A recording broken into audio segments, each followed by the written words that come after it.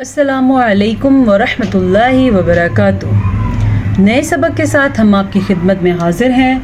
سب سے پہلے تو ہم عبارت پڑھنا سیکھیں گے کہ قرآن کو کیسے پڑھا جاتا ہے۔ اس کے بعد انشاءاللہ ہم تجوید کورس کے حوالے سے بات کریں گے۔ تو چلتے ہیں آج کے سبق کی طرف۔ یاد رہے کہ اس وقت ہم سورہ صف پہ ہیں، جو کہ پارہ 28 پارہ 28 میں ہے، جس کو قد سمیع اللہ تعالیٰ کہتے ہیں، اور اس کے ساتھ ساتھ آیت نمبر 13 اور 14، یہ 2 آیات آج ہم نے پڑھنی ہیں۔ تو چلیں سٹارٹ کرتے ہیں۔ اعوذ باللہ من الشیطان الرجیم، بسم اللہ الرحمن الرحیم۔ وَأُخْرَى تُحِبُّونَهَا، وَأُخْرَى، خا بھی پر پڑھنا ہے اور را بھی پر پڑھنا ہے۔ خا اس لیے پر پڑھنا ہے کیونکہ خا حروف مستعلیہ میں سے ہے، اور را اس لیے پر پڑھنا ہے کیونکہ را کے اوپر کھڑی زبر ہے۔ اگر را کے اوپر کھڑی زبر ہو، زبر ہو یا پیش ہو تو را پر پڑھی جاتی ہے۔ اگر را کے نیچے زیر ہو یا پھر کھڑی زیر ہو تو را باریک پڑھی جاتی ہے۔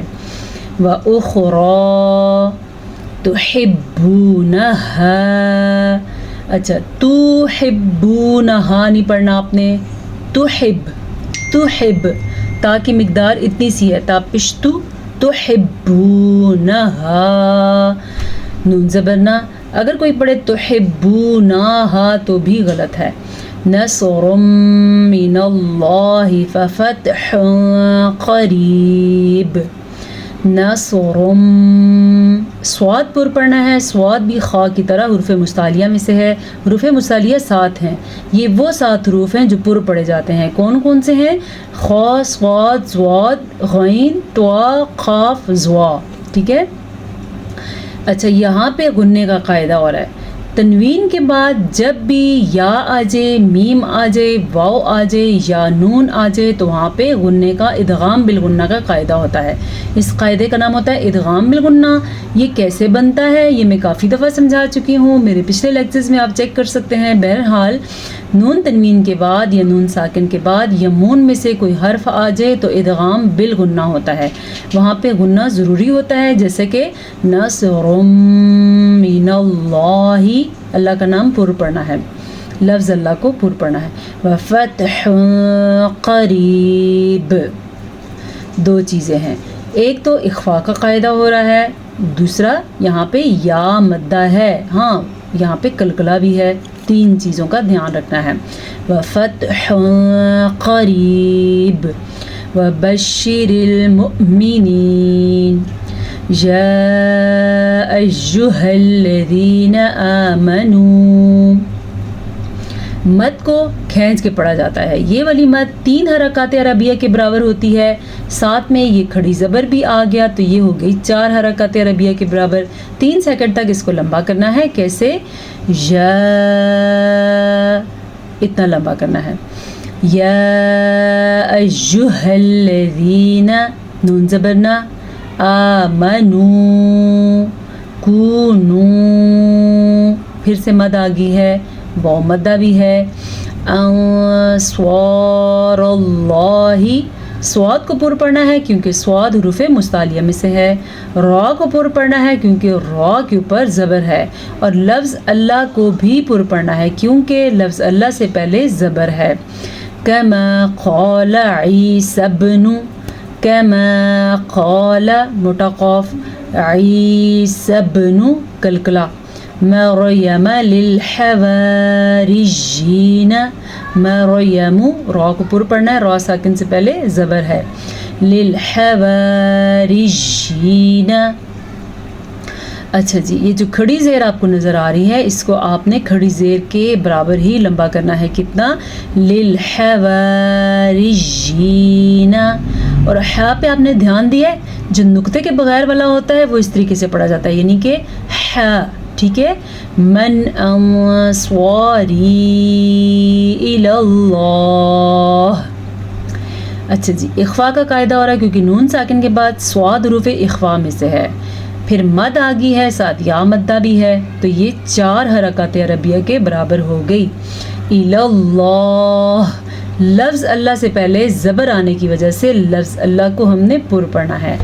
قال الحواریون نحن، نحن اکثر لوگ پڑھتے ہیں نانو، نحنو نہیں، نحن. ہا کے تلفظ کو بھی نکالنا ہے درست طریقے تلفظ سے اور آگے اخفا کرنا ہے. انصار اللہ پر پڑھا ہم نے لفظ اللہ کو. فآمنت طائفۃ من بنی. اب آپ نے دیکھا یہاں پہ کتنی چیزیں جن کا دھیان رکھنا ہے. سب سے پہلے تو ہم نے طوا کے اوپر جو مد ہے اسے ادا کرنا ہے. پھر کیا کرنا ہے؟ غنہ ادا کرنا ہے.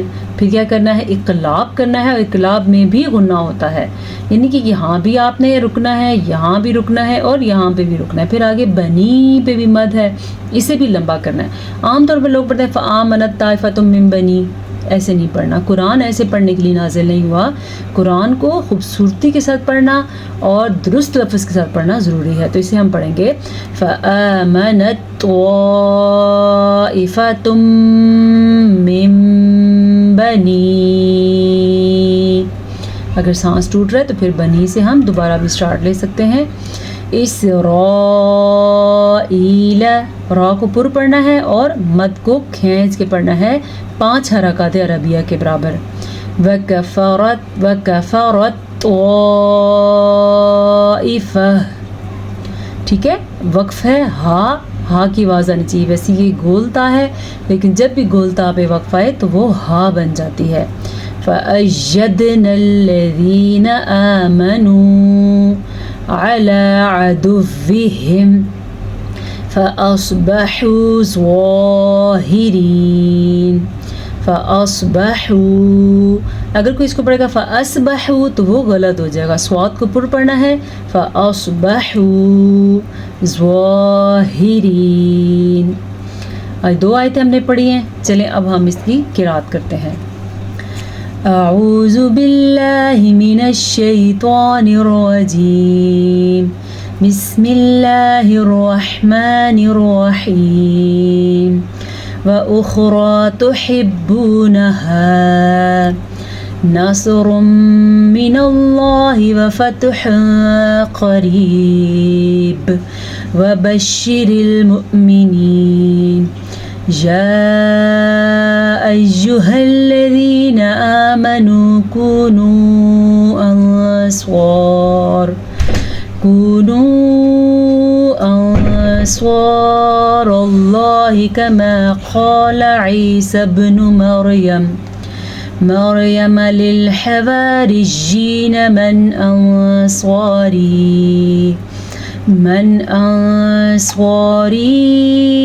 إلى الله قال الحواريون نحن أنصار